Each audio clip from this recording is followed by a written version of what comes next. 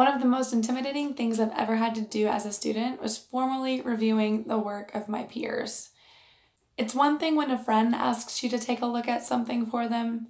It's a whole other ballpark when it's for class, for a grade, with people that you don't really know all that well.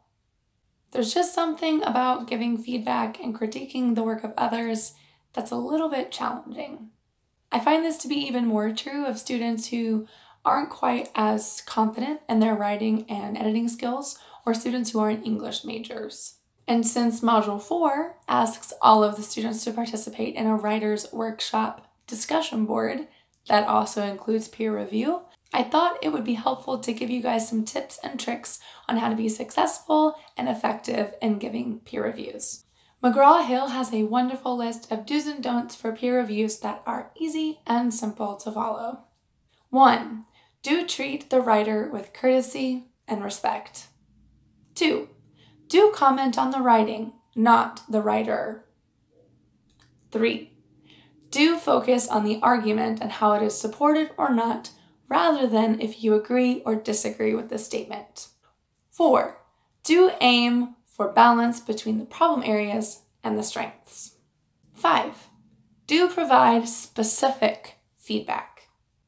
6. Do provide helpful suggestions to the writer for future revisions. 7. Don't use comments like, "so what?" or "what's the point?"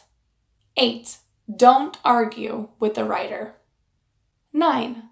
Don't confine your comments to simply mechanical details, such as spelling, grammar, or other technical errors. 10.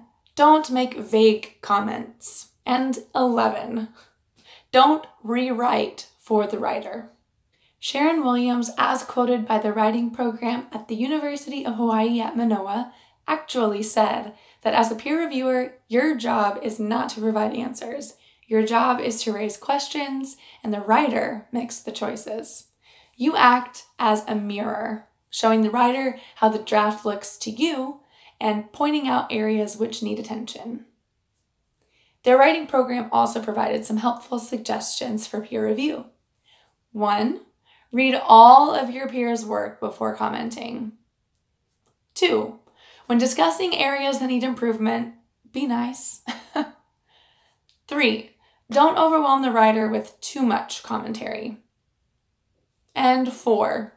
Always provide appropriate and constructive feedback, which they described as respectful and considerate of the writer's feelings, uses I statements, offers suggestions, not commands, raises questions from the reader's point of view, and is phrased as clearly and carefully as possible to help eliminate confusion.